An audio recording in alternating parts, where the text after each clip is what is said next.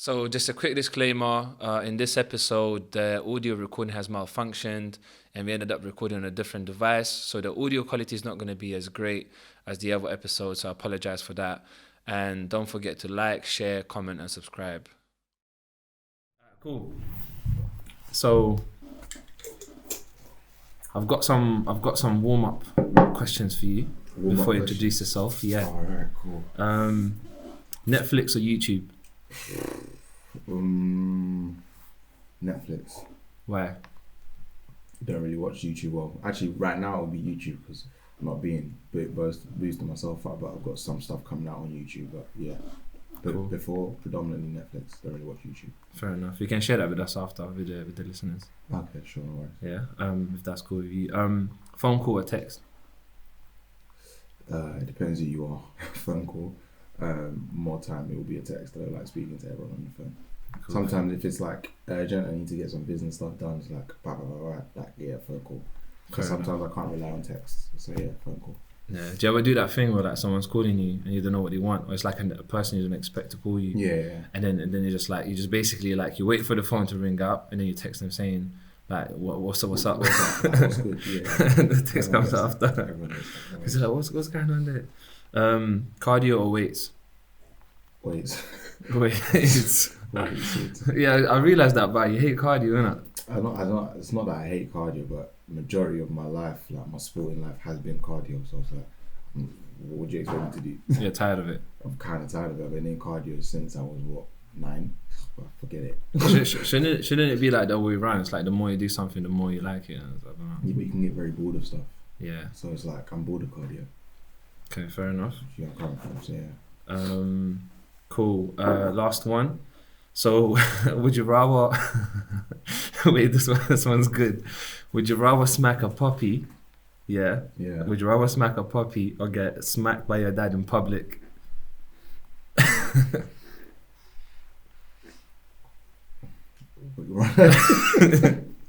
Would you rather smack a puppy? Yeah. Like a dog, yeah. Yeah. Yeah. Or get smacked by your dad in public? I can't lie.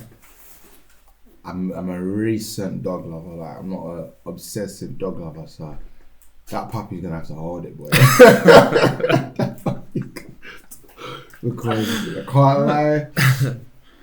The whole dad's thing in public. I'll scrap him in public, innit? Like I was scrapping. So that's an unnecessary scene where the puppy behind closed doors you can hold a little 1-2. You get me? That's a behind closed doors. Yeah. I know. Let me rephrase it. Would you rather smack a puppy in public or get smacked by a dad in public? It has to be public. I'll slap a puppy in public. It's Yeah, misbehaving, right. innit? Fair enough. As long as it's offered to me. Fair enough. Cool. So, how do you want to introduce yourself? Oh, I don't know. Well, obviously, my name's officially Kenny, but I don't know why. Like, I kind of like it. Everyone calls me Zeno, innit? Like, even when I go to certain places, everyone's like, "Hey, Zeno." I was like, I love it. It's cool. But Zeno's my nickname. But yeah, you can call me Kenny or Zeno, whichever one. But yeah, my name's Kenny or Zeno. Do I have to say my age? No, you don't have to say I don't mind, no. I'm a young baby. I'm 21. A bit about myself. Come from like a very big sporting background. So competed in football, athletics, and boxing from very early ages. I did quite well and excelled in all 3 sports. Boxing stopped because of my mum, not because of anything else but my mum. And right now I just work with individual athletes, work with some very high profile people, and developing loads of different businesses and different entrepreneurial stuff, and just doing me and helping out as many people within my community along the way. So yeah, that's a bit about me. Cool. That sounds cool, man. So if I told you, so I'm just gonna say it out loud and then you tell me what you think. Role models. Role models. What about role models? Yeah. What comes to your head? So if I say role models, what comes to your head? What comes to my head? What do you mean? So so if I say role models, what's the first thing that comes to your head? Role models. Well, I've got a few role models. But when I think about role models, it's the way I look at it, someone could be anyone, doesn't have to be, doesn't matter. You could be wealthy, not wealthy, but somebody that gives me access to a different experience or different encounter in life that I would have never really had the opportunity to, and change my perspective on that experience or that encounter in life. So I'll use you as an example. So like years ago when we went to that camping thing, and I had a very different outlook. I was just like, so fam, if I was just like I didn't want to do it, and it was a thing where it's just like I was just very stubborn. But obviously you was a role model because you were able to kind of change. I don't know how you persuaded me to still go, but you managed to do that. So when I did get there, it was like you changed my whole perspective and my outlook, and the experience that I got from it kind of changed. So that's what I kind of think of when it comes to role models. Yeah, no, I lied to you. I told you I was gonna give you the Yeah, money, probably, the yeah, money you money lost back. on like the whole story. Yeah, the whole story is crazy as well. Yeah, do you know why I said that? Because I feel like I think for me you're a role model, and I see you're a huge role model to other young people. Yeah, And I think in a weird way, I think the way you became a role model is that you do the things that are more difficult to do. So yeah, you know, like say for instance, I'm just gonna give an example. Say for instance, there's a young person who's maybe like struggling with something, and most people might laugh at that young person and go like ha ha ha whatever, but you'd be that person who would go, you know what, I'm gonna help you. Rather than laughing at you, I'm gonna help you. And I've seen you do that a lot, and you just kind of like, you just do the right thing in the most like difficult situations and stuff. So I see yeah. I it as a, mean, it came from somewhere. Like I like the way you're being nice to me on this. no, it's true though, But it's it is, true. I wasn't always like that. So like it was yeah, I was very much the opposite once upon a time. I was very much I would have joined in at a point laughing at that young person once. And it was a thing where it's like, how do I describe it? I kind of started. I would say one thing about me. I'm self-aware of myself. So I'm very self-aware of why I do stuff, why I don't do stuff, why I dislike this and why I don't dislike certain stuff. So I kind of got that difference from a lot of people within my age group. But I think for me it was being self-aware of like how a lot of my friendships started, and a lot of my friendships started because I didn't like one person or the other. Like this literally how it started, until I kind of sat down and got to know them. Then I was like, we became like after a year or something, we were like two peas in a pod. Like, so it was a thing where it's like just having that little self-reflection and looking back at that kind of helped when I now see like other young people thing, because it's like I kind of know what you're going through, but I don't know exactly what you're going through. But because Yeah, I've got a little snippet, I'm gonna come in and I'm gonna be different. I'm gonna help you because every like people change, different stuff make people change, and at a point in the time, you never know what impact you can make on that person. Whereas you know what, come and just spend a day, because I like, again, I know kind of the weight and the presence I hold in certain places. So I find if one person's like getting laughed at, or let's say like not the popular kid in the crowd, I know like spending a day or a week with me will kind of change that narrative a bit. So I yeah, kind of yeah. do what I can to help other people out. So yeah. Yeah, no, I agree with that. I've definitely seen that before. And so, would you say like you became more of yourself, or would you say you changed in that? Because obviously, I agree with you. I think how he was back in the day. Not that he was like worse in any type of shape or form, but it's just like he was different. Like Yeah. you know. But I feel like the way you change now is just it's much more like it's about like you add value and create value around people around you. Yeah. So I wouldn't say I became more of myself. I think at that time I was still myself. Like I still had the what do I call it? What character do you want to call it? Well, like it's just like vain and cheeky and like I I don't know. It's mean just that hasn't changed. The yeah, vanity, the the cheekiness, vanity's still there. Yeah. all of that is still there. But I'd say it was more of a, I kind of like just changed in terms of the way I saw things was very different. Like the way I would say grow up. I grew up a bit, but it was just the way I saw life was very different. The way I saw things was very different. So I saw people was very different. I kind of for me I realized it was a lot harder kind of keeping that stubborn energy than just like, you know what, can I help you with this? It's like it's a lot harder. It's a lot easier for me to say, you know what, come, let me help you with this, or let's see what I can. As much as I get deep into it and I regret it sometimes because it's like it takes up so much of my time. I'm doing so much stuff behind closed doors trying to help this person get where they need to be. But it's like it's a lot easier than having to constantly be like, no, or no, I don't want to do it. And it's like when you kind of like break that barrier, it's kind of like, you know what, it wasn't so bad, because I think with me, I'm kind of like, sometimes I used to like being in the front. So when I was doing the sports and the competition, I used to like being in the front until I spent like a week with one person, and he was like managing a few music people and stuff, and it was weird because like he called all the shots and he made all the big impacts on a lot of people, but he was very much at the back, like he never knew kind of anything. And I kind of said, but what's like, how come you like it here? And he gave it to me, he gave me a little explanation that sometimes you don't always have to be at the front, because you just got to know that your impact and what you know what you're doing. Then you let those seeds grow. Yeah, that's deep. You let those seeds do what they have to do. And then it kind of sat with me. And then ever since, I kind of like to be in the back. So if I've got like an athlete now that's like doing great, like I don't mind. No one needs to know that, okay, I'm the kind of one that funded this or did that. Let that seed grow. It's her time to shine. It's her time to do what she needs to do. So that's kind of like the way it kind of triggered me. I said, yeah, I like that. It's kind of like the weird one, like where I see like I'll go on Instagram and then I'm seeing like loads of people, like not loads of people, but like people would give money to a homeless person and they're recording it at the same time. So I'm just like, are you doing this for the fact of like you trying to help this homeless person, or you trying to like get validation from recording it and putting it on Instagram? You know what I'm trying to say? Yeah. So that's what I really like about what you said. It's like you do it, you're doing it for the person, and no one sometimes needs to know. And sometimes it's even more powerful when people don't know. Yeah. You know, because you're literally doing it for another person. Yeah, definitely. And for the well-being. So obviously some people that are listening or watching, they wouldn't know that we've done another podcast which was called Airtime Prime before, and then that was with another person. Yeah. And I remember one of the most powerful things that stood out for me, you spoke about parenting. And I wanted to kind of revisit that on here, and because I feel like that's really like important topic anyways. And so like what's your thoughts on parenting and how important parenting is in general? I think,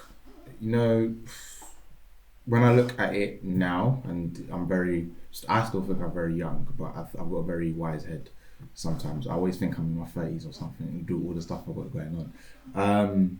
But in regards to parenting, I would say parenting for me, I think it's a big, like,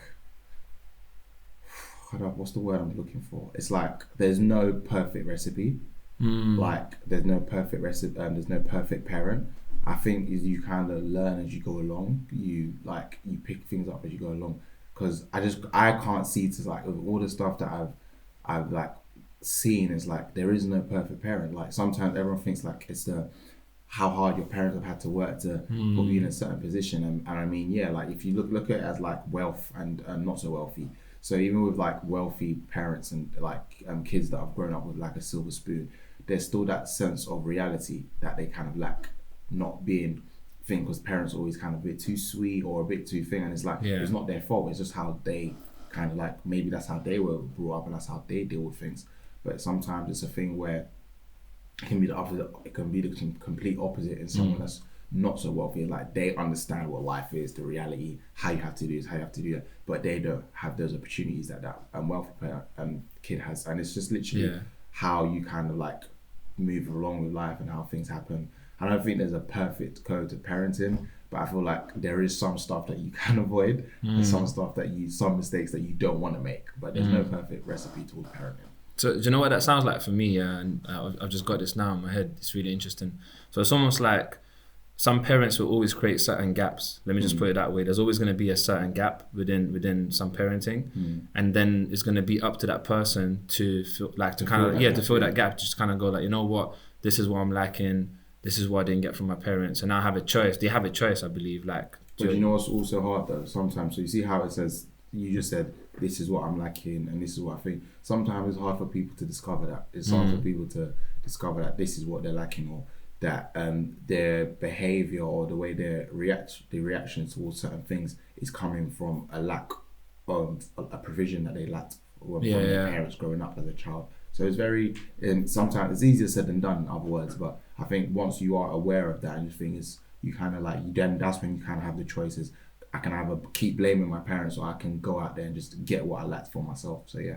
So do you think the key is to self-awareness then? I think a lot of it is self-awareness, and self-awareness isn't something that comes around very, very quick. It's like, it is hard. Like, I'm not gonna sit and say, oh, I became self-aware no. It's I went through like a lot of tears and like just breakdowns and like what's going on kind of thing, to understand that sometimes you just have to sit back and ask yourself, like, why am I actually doing this? Like, or for me, like when I was kind of stubborn, I just said I didn't like something. I was like, why don't I like this? Why don't I like this? And it's just like, when I realized that I couldn't give an actual reason to why I think, instead, okay, so why am I thinking? And I started looking back and just like, oh, because this never happened, or I experienced this, so I went through this, and it kind of like, is this trauma? It's weird because it's like, it's only recently that I started like really tapping into that word trauma, because as a 19, 20-year-old age, like you hear it, but it's like you don't really make sense of it. Like, oh yeah, trauma. You always think trauma has to be like the worst thing ever, but sometimes this could be something small that leads up to trauma and leads up to fear, and it's like you hold it in. And the thing, a big thing that that like really helped made me understand was because I always held stuff in. I was that kid, like until today. I'm very, only because I've learned to deal with it different ways, but I'm still that person. If something happens, like I'll keep it to myself. But it's only because I learned to deal with it. Before, I didn't have other ways of letting it out, or have ways of other ways of dealing with it. Now I've got other ways to deal with it and stuff. But before, it's like, nope, that's it. Like, you ask me, are you alright? Like, my face will tell you. That's what I was gonna say. Your face gives a completely different story. I'm gonna tell you that I'm alright. If you ask me again, I'll get annoyed, because I've told you I'm alright. Like, let it be. And that's just how I am. But like, my face will tell you completely different, and it's hard. I try to hide my emotions sometimes, but it's like my face is that face. But you know what? I've learned that about you, innit? So like, when I go like, are you alright, for the first time, and then you go, I'm alright, then I was like, cool. I just go like, cool. I know you're not alright, but I'm like, cool. That means basically like you're just processing. You're in processing mode. Eventually I'll come around and I'll explain. That's about it. But you know, like I think a couple interesting points. I feel like at one point you said like you start thinking about your thinking. I just want to add this. This is what I heard. You start thinking about your thinking. I think that's a really powerful thing in general, because it's like the ultimate. It's a way of reflecting. When people start thinking, where does my thinking come from? You know what I'm trying to say? It's just 100%. Like that gives like a whole different route. But then also just going back on like the reflection thing. Do you think reflection is a skill that someone learns by practicing? Or can anyone reflect? I don't know, because I think that's a really interesting thing. Because just going back to self-awareness and like just thinking about, I don't even know how I built that, and I have I built an amazing skill to like be self-aware. And I haven't really, I don't know how I built it. So what's your take on reflection? My take on reflection is, I think sometimes we do it subconsciously and we don't know that we're doing it. So for me, it's like, I'll use myself as an example. So when I used to really get to the point where it's like, if I don't kind of get out of this space, I'm gonna lose it completely. I'd always say to them, I would ask to go for a walk, or I'd say I'm gonna go for a walk, and I'll just disappear and just listen to music. Now, strangely enough, when I was younger, I used to like going on late night walks. Now I understood my parents' worries about it. Like, I want to go, like, I'd be annoyed at like 11 o'clock in the night, like 16. And I say to my mom, I'm leaving the house, I'm going for a walk. My mom be like, what? You know, African parents, you want to go and leave the house now? Have you seen the time? And it was, I understood where, like, now that I look back at it, I understood where she's coming from. But for me, it was like, I kept doing it. So even when I was like annoyed in certain situations, like if I had the opportunity to just leave and go for a walk, that was my way of reflecting. But I didn't see it as that. It was just me. I just saw it as, this is how I'm going to get away from the situation. But a lot of the time I'd disappear and go on that walk, and whatever goes through my head, it will always kind of, by the time I've come around to come back where I'm like, the situation happened, I've kind of realized, okay, you know what, I did this wrong, or I did that wrong. And it's weird, because sometimes like I'll be very, very angry, like, don't get me wrong, and I'll have like some drill music in my headphones, and I'm thinking, I'm thinking, no, I'm gonna get in, I'm gonna scrap, I'm gonna do this.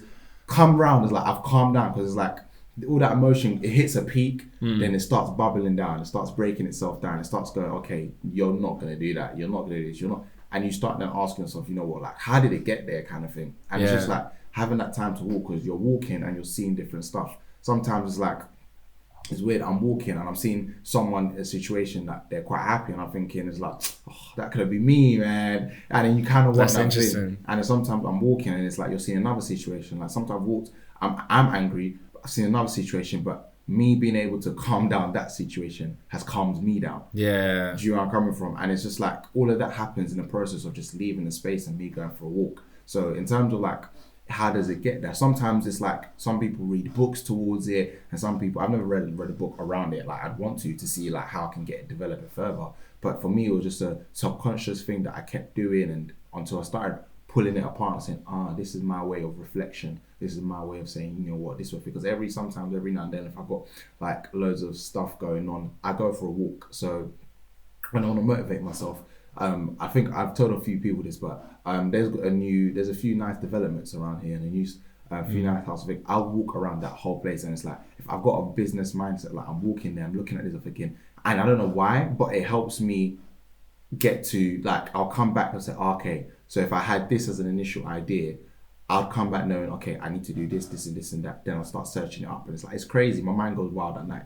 Yeah, I think because you know, and you know you can do it. Like whatever you're seeing around you, you know you can do it. You know you can achieve all of that. I think maybe it's that as well. And yeah, do you think there's something about physical, like the fact that you're walking as well? Because I feel like a lot of the times, when I'm in my head as well, and even though I know like you're walking and still reflecting, but I feel like it's a different type of reflection than you're sitting down. Yeah. So a lot of the times when I'm in my head and I do something physical, it just takes me out of that space that was in before. I got to completely get, because sometimes I feel like I've come to a place now where I can like relax and get to a calm place when I'm still in that environment. But if I had a choice to always leave the environment or stay, I'm going to leave. If you know where I'm coming from. But I think there's just something about the physical aspect of walking around and seeing different stuff that helps kind of like diffuse a situation or diffuse a thing. I mean, yeah, I like that. So for anyone listening or watching, just go on the walks, like just literally just go on a walk, and it's like, I don't know I can't tell you what music to play, but listen to drill. No, definitely don't. But yeah, just literally go on a walk and like just go on a walk, and it will break down whatever you got thinking on. Obviously, just be careful and be safe. But yeah, just go on a walk. If you can, go on a walk whenever the situation has happened. If it's too late, go on a walk first thing in the morning. Wake up early and go on first. Would you let your son, if your son was 16, would you let your son go on a walk at 11 p.m? I'd join him. Yeah. What if he wants to go by himself? Yeah, I'd let him go by himself. Yeah. But when I say I'd join him, I'd explain to him why. So like one thing about me is, if we're linking it back to parenting, and I said this earlier before in the podcast, I don't mind being told no, but give me a reason why you're telling me no. Yeah, just have the conversation. Yeah. So a lot of my parenting mistakes, or my parents' mistakes, were coming from a very olden African mentality, which was, because I'm the adult, I'm just going to tell you this is it, and you have no choice but to listen. So they would always say no and not give me a reason why. So with me, I don't mind being told no, but give me a reason why. Because, and I think a lot of the time they didn't like giving me a reason why, because I'd always challenge it. I've always been that. Do you think they even always had a reason anyways? Like sometimes I don't think they had a reason, they just wanted to. Sometimes it's just like an ego, just I'm the parent. It's a dominance thing, yeah. But this is why I think when it'll come around to like the time when I have a child, if I have my son, I much really wouldn't say no to my son, but I'll make it clear to my son that, look, I'd want to come with you just for safety reasons, and now you have all the space you want. I'm just going to keep at your pace and give you your distance, and then you do whatever you want to do. Then by the time, you never know, he might want to walk back with me on the way. Do you know where I'm coming from? So yeah, and as he gets older, like, I'm much really let him go back. So like if he hits 18, I'm like, just text me, do whatever. But at 16, I'd want to be a bit more like, but at 18, yeah, you can go on your walk by yourself. You can live your life, man. Yeah, no, I like that. My mum used to let me go to parties from like 15, you know. Yeah, my mom let me go to parties. Well, she didn't know. Tell me like just go at least. Like she would actually let me go, like go like. No, I think I don't know what it was. I was going to parties anyway. I told you, I was the rebellious one. Like me and my siblings, it's like any auntie, anything, they're like, that's the one that's gonna give you a headache. Like everyone knew. Like I was so rebellious. If my parents said you're not going to this, they were so bad that it's like sometimes like my mum will try and wake me up for church. Oh, I'm not going to church. She's like, so I'm not going to church. Like she'll come in and she's like, let's go to church. I'll fake sleep. I'll snore. I was not. I was so rebellious. But the whole parties thing. I was going to parties from quite young. It's like, I think it was after prom. My mum kind of just said, yeah, I haven't got it anymore. Like, I can't tell him stop anymore. I feel literally, leading up to prom, like, I said to my mum, Mum, see prom night, I'm going to prom. I'm then going to one after party, after the other. I will be home early in the morning. My mom said to me, what, around 1, 2 a.m.? I said, no, later than that. She said, before I go to work? I said, no, you will leave the house and then I'll be back. Like that. And like, it was so like, I think she thought I was joking. So literally that day I came home at like, what, 6:35, 6:40 a.m. in the morning. You had a whole night of partying. I had a whole night. You had a whole night. And it was literally one after the other. And then, like, after my mom come back from work, she's like, what time did you get home? I told you. I said, I told you, 6:35. She's like, wow. Ever since that day, like, she hasn't, like, I think that's the day my curfew kind of went out the window. Because even though I never stuck to it, I kind of had to try and respect it. So, like, I'd always push the boundaries, but I wouldn't push the boundaries completely. So, if the curfew was 11, I'm coming back at 12. If the curfew was 12, I'd come back. You kind of already knew what you can get away with. I kind of already knew what I could get away with my mom. My dad, on the other hand, if he says 10, I'm just not gonna go out because I know if I push that, it's long. So, but I still did it, and then until he got tired and just let my mom deal with it. That's why earlier you said you would scrap your dad in public. Yeah, always. And then, you and that's a joke anyway. And then what was it? Yeah, and then after that day, I just the whole party thing just kind of went off. And, but I kind of got bored of it quite easy, and then now I just can't be asked for parties. Yeah, cool. So I hope you don't mind me like saying this, yeah. So obviously I've got a lot of friends, and in terms of just guys in general, like a lot of them, like to be honest, they're not like very dedicated in their relationships and stuff. And I see it. Some guys would be out and like they're cheating on the girls and stuff. And for me personally, it's really weird because like you're one of the younger people that I know who's in a relationship and you're like super dedicated and stuff. Like what's like, I don't know where that's I'm sorry to bring, that's what I said, I hope you don't mind me saying this, but is it make me look like a simp?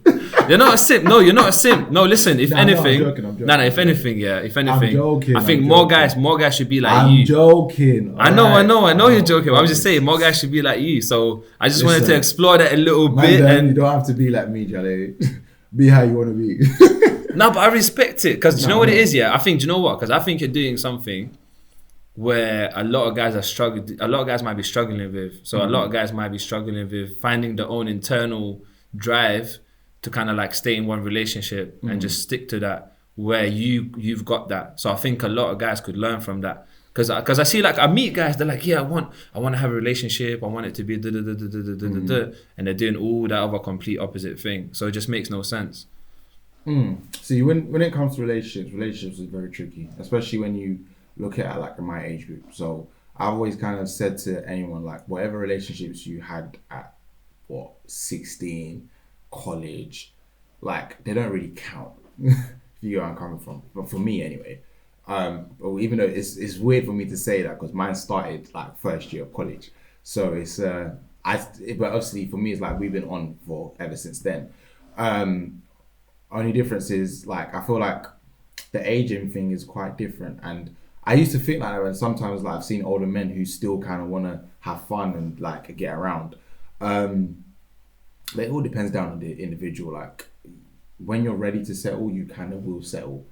Like when you're not, like I think a lot of men, shall I say, or guys are in denial whether they want to settle or not. And it's like guys, for me, I feel like guys have this whole, see how like sometimes women have baby fever? Yeah. Like guys have relationship fever. So they go through a time period where it's like they really want to be in a relationship. Like whatever girls sightings they got is side girls, whatever is stressing them out.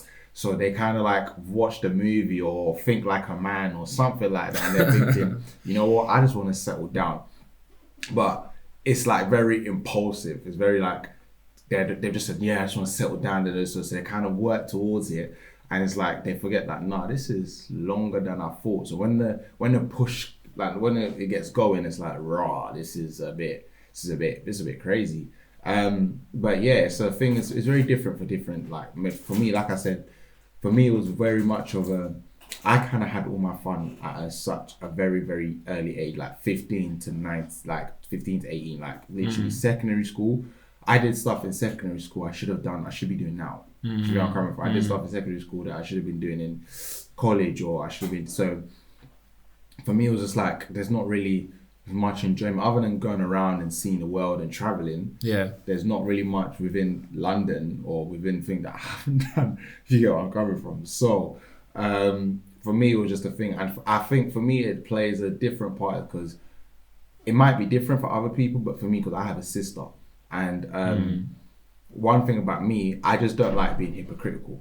So, and growing up, I was kind of scared of my sister and how she was, because she was very, our relationship wasn't the greatest, but she was very like, she'd look after me, but she was very strict and how I spoke to girls or how I spoke to women and how I respected it.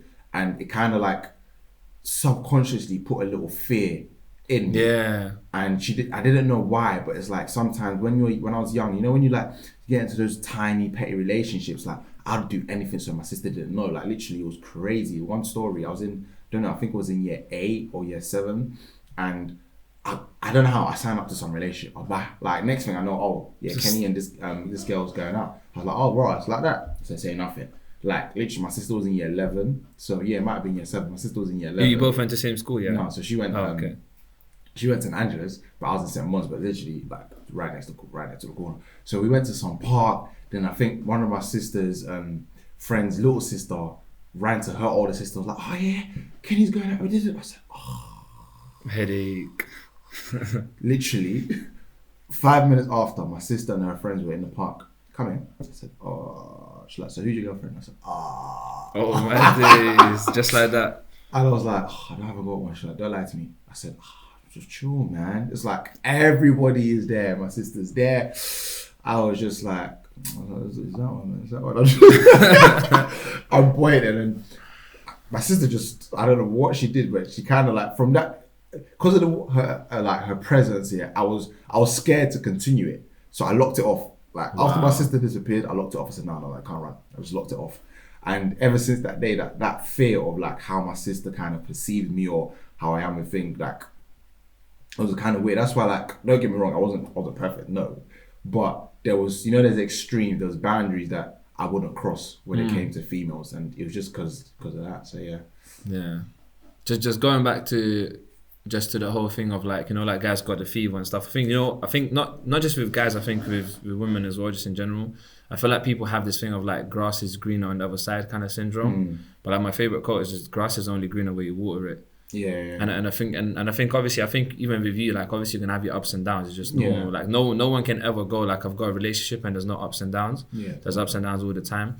But I think the most important thing is that how much are you watering like with your grasses, you know what I'm trying to say? Because other people just say, you know what, forget this, let me go look for something else.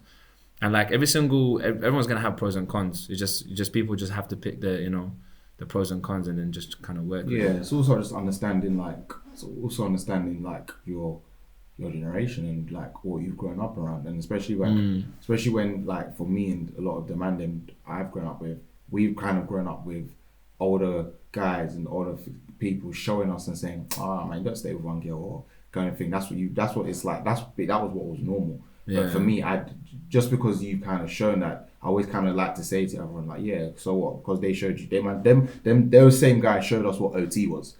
Yeah. Those same guys showed us what drugs were. They showed us what this was. They showed us what that was. Doesn't mean you have to do it, because you didn't do the drugs, you didn't do the OT, you didn't do that. So why is it when it came to the female situation, you pick and choose, it's a pick and choose thing. So yeah. It's like, yeah, you don't have to do it, even though like the rest of society is showing you this or showing you that there's one way, because there's not always just one way. There's always different ways to go about different things. So that's why for me it's like when it came to kind of like settling down, I said, you know what, I'm gonna do it how I want to do it. I'm not gonna follow no person this. I'm not gonna follow her this, and I'm gonna work it out within myself and my partner, and that's just literally how it is. Yeah. So speaking of your generation as well, like how do you feel about social media? There's pros and cons. I think. Actually, you know what? Let me do it in a different way. Describe social media in 3 separate words. In 3 separate words. Okay. Entrepreneurial. Can see that. Entrepreneurial.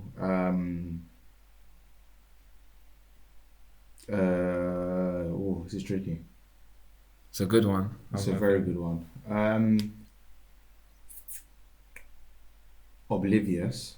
Wow. That's a word and a half for social media. Yeah. Oblivious. and counterproductive. Why counterproductive? Counterproductive. For me, so I'll touch on all three. So social media is very, very much entrepreneurial. For me, I feel like, just especially for my generation, I think like we've kind of made it work. Like it was crazy. They kind of say it's almost become like a CV, like a digital CV. It's like in a weird way. It's weird. It's like a digital CV, and especially when do you know what it is? It's like it's a young generation's LinkedIn through pictures and videos. Do you get what I'm coming from? Sometimes for different purposes. For different purposes. Some money making, some like get it girls purpose. Some is just it's a young generation's LinkedIn. Like people apply start relationships off it. People get jobs through it. People get it's a young generation's LinkedIn. It depends which platform actually. I'll say Instagram and Twitter. But yeah, it's entrepreneurial because it's like there's loads of different things that you can do off of social media just by building your platform and building your followers and building your your engagement with the people on that platform. So it's a good thing for other people. A lot of my group generation, like they kind of have little side hustles, little Insta models, famous this, famous that, and it's like, I mean, it doesn't hurt me. It's like, yeah, everyone kind of do your thing, and like everyone's got their own thing. Everyone's got what they want to do. The reason why I say, what was my other word again? Oblivious. I say it's oblivious because I feel a lot of people are very oblivious to the dangers of it and to the harm that it may cause. Because don't get me wrong, as much as it is a good money making thing, is what is that thing that you lose from it, and a lot of it is time. If you know how much time we spend on that social media, not only are we oblivious to it, we have no idea on what we've done with that time. Yes, I think initially it's a marketing tool, not just for. I'm not saying it's a marketing tool for users, for people that use and market themselves, but it's also a marketing tool on a bigger scale where that's where the marketing is done, you know? That's like people buy your time. Basically, technically people that use that, they spend the time on Instagram or whatever, they sell that time to advertisers because the more time someone spends, the more adverts they're going to end up seeing anyways. Yeah, so it's very oblivious to the stuff that goes on, stuff that takes place, and I feel like it's oblivious. Social media can also become oblivious to reality, to the stuff that goes on in the real world, and I feel like also it's oblivious to the different people. Because I always kind of put this on based off my Instagram. I always say never judge me off my Instagram ever, or off any of my social media platforms, because that's where you go wrong. It's not real life anyway. I mean, part of it is what I do is I model, I do this, and I train different people like that. It's weird, it's a part of my lifestyle, my social media. But that my social media, through the pictures and videos that I post, you can't tell me my personality. Yeah, that's like a small proportion of you, but it's not even who you are completely. Based off a lot of people, is you're judged by how well you're doing on social media or how well you're not doing on social media. And I always kind of say, if once you see yourself getting into that bubble, get out, have a little social media break, get off it, get back to yourself, get back with things, get back with terms of life and the reality, and then kind of work on it. The reason why I say it's counterproductive because I just speak for myself. It's there's been times I want to do stuff on counter. So I used to have an Instagram, I'm not going to say the name, where I had loads of followers and I followed loads of different people. But the people that are following were just pictures, this video. And it was so counterproductive because there'll be days where I needed to do coursework here and someone said, go on Instagram Live or join a house party. Oh, that one. House party and thing. And once I came on, it was long. Coming off, long. It was near enough impossible. It was so bad because it's like a hook. And especially for within my group, once we started talking about one thing or the other thing, everybody it was long. So me and my coursework, it was so I think it was one unit, I completely failed. And my teacher asked me, how did you fail this? This is us. I'm not gonna be standing there and telling me I failed because I was on a house party every day. I said, so I didn't understand it, man. Like I had to but it's like I completely failed because it was literally FaceTime and house party, and Instagram. Oh, Instagram, and let's not forget Snapchat, that one's a little silent killer. But yeah, and then so after a while I kind of took a break, created a whole new Instagram and said, you know what, I'm gonna make this one like more my modeling, my fitness stuff, all the stuff that I wanted to do, but I became very strict with the amount of people that I followed and the amount of things. But this is where the counterproductivity comes in, because I started following like loads of little business pages and stuff that told you that I want to see, like I want to see on my Instagram. But the counterproductivity is like, I want to see, I'm following this. It's giving me a good insight, giving me some good knowledge. I'm learning some stuff, but yeah, an hour would have gone by and I'm still on there. 2 hours would have gone by and I'm still on there. Yeah. Do you know, I'm 3 hours would have gone by, but I'm still on there. But I'm taking that knowledge thing, but then this is where the counterproductive, because I'm not using that other time. So if I needed to kind of cap my time, so I spent an hour. Yeah. The other 2 I should have spent trying to find a way to put what I just learned into practice, put what I've learned into reality. And a lot of it is the counterproductivity. We kind of sell ourselves that, okay, yeah, we're following this, we're learning that. But the counterproductivity is like, yeah, you're learning, but what are you doing with it? Yeah. It's almost like knowledge is kind of like useless without some sort of action. There's knowledge, there's this, there's that. But then it's like, hey, hold on a minute. We haven't done nothing with it before. God knows how long. So yeah. Yeah. So we're coming towards the end anyways. But you know what I was gonna say, just to wrap this social media bit up, I think TikTok's the new one. I think TikTok's definitely designed to be addictive. And I've had conversations with people. And do you remember me? I was in TikTok for a little bit, innit? Remember when I'm trying to train and no, tell the truth. You wasn't just on TikTok, youngster. I was on TikTok for a little bit. No, you was addicted. No, I wasn't addicted like that. Tell the camera the truth, man. I am telling the truth, bro. No, Stop, don't even try to twist it. No. Don't even twist it. Bro. Okay, look, I was on TikTok. I was meant to to be training, yeah, and I'm watching TikTok videos, and that was impacting my shit. You know, we ain't got time for that. We ain't got time for that. We have got time for that. We ain't got time for that. Listen, guys, listen. We were meant to be training in the gym, yeah. Imagine. Let me put the water down so everyone can see the clarity. We're meant to be training, yeah, in the gym, doing heavy reps, heavy sets. This guy would have 1 minute rest. This guy would disappear on TikTok. Legit. Guys are struggling. Brother, like, you're meant to have some... That's my break time. Chill out. I'm not done. Guys are struggling to bench press. You're meant to have somebody spotting you. This guy was on TikTok. This guy was addicted. How much time? A session is meant to be 1 hour. Let me tell you the truth. 30 minutes because you were on TikTok. Okay, listen. It did have an impact on my training, but that was a distraction. Did you love TikTok? Yes or no? I didn't love TikTok. I was addicted to TikTok. It's two different things. Loving and being addicted are two different things. You loved it. If TikTok listen, but the point I was trying to make. Listen, I was on TikTok for 3 weeks. Yeah. I've deleted it. You was on TikTok for 3 weeks. Okay, anyway. Lockdown wasn't 3 weeks, sir. Okay, anyway, look, 3 weeks, yeah. How long were you on TikTok? But one of the points How long were you on TikTok? 3 weeks. Anyway, listen. Alright, let's check out. I've got the last question. Well, I'll check out. I know this is your thing, but let's check out properly. Alright, but How long were you on TikTok? 3 weeks. Okay, keep lying to yourself.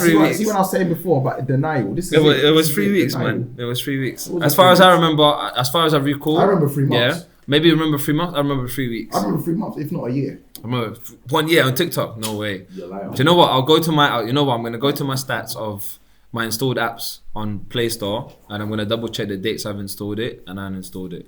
How about that? And then we'll find out. Okay.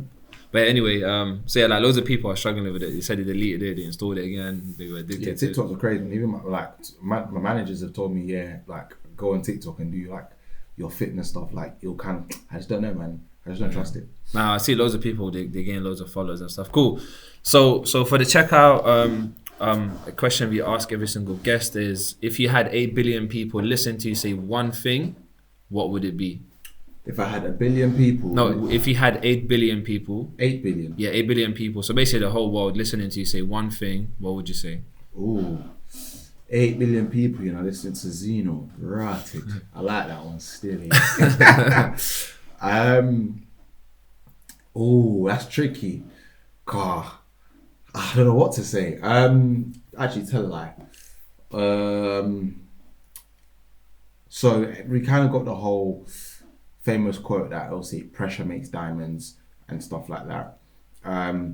Just moving away from that, one thing I'd always like to say, if I had 8 billion people listening to me, I always say you have a choice, regardless of what circumstance you go through in life, or kind of what different circumstance you kind of approach in life. You always have a choice, and sometimes that choice looks like it's not there and it's not thing, but you always have a choice, and you should hold yourself accountable to what you do, what you choose to do. Regardless, in society, everyone's gonna have something to say, everyone's gonna have something to do, everyone's gonna want to have a little pinch of their own. Yeah. But what really matters is what you want to do, and what really matters is how you kind of get there, and that's your decision to make in life. Do you know where I'm coming from? That's how you kind of think, because life's a mystery. Like, no one can tell you there's one way to live your life, or there's one way to do this, because if we all did that, then we wouldn't be different stuff. We would all be the same people. We wouldn't be going through the different situations that we are going through. Like, you got guys like Elon Musk that are trying to rebuild dinosaurs. Like, was it not how many years ago that they told you them things were extinct? So it's like there's always mysteries that can be unsolved. So I always say you have a choice in life, and choose how you want to do with it. But in that choice, understand that the only way you can develop is putting yourself in a position where you are uncomfortable. Because I always say to people, like, to get too comfortable, you have to be uncomfortable. Because if you spell it, you have to just take out the UN, and it's the comfortable. So to get too comfortable, you have to be uncomfortable. So it doesn't work without one or the other. So I always say to people, with the choice that you do make, understanding that there is a place where you have to be uncomfortable before you can be comfortable. That's just one of my personal favorite things. I have it written in my room, and I always kind of hold myself to that. So yeah. Yeah, I love that. I think that's a great advice. And anything you want to promote? I don't think there's anything I really want to promote other than me. I'm joking. No, but yeah, I've got a cooking show coming up. It's called The Hot Kitchen. Literally, it's funny. I will tell you that it's funny, it's entertaining, and yeah, let's just have some fun with it. Obviously, the Instagram is The Hot Kitchen LDN, but more importantly, the YouTube channel, The Hot Kitchen. So yeah, like, we coming out in July, so let's all load up for that, and let's get that. But yeah, other than that, thank you for having me on the podcast again. No, thanks for jumping on. But yeah, thank you.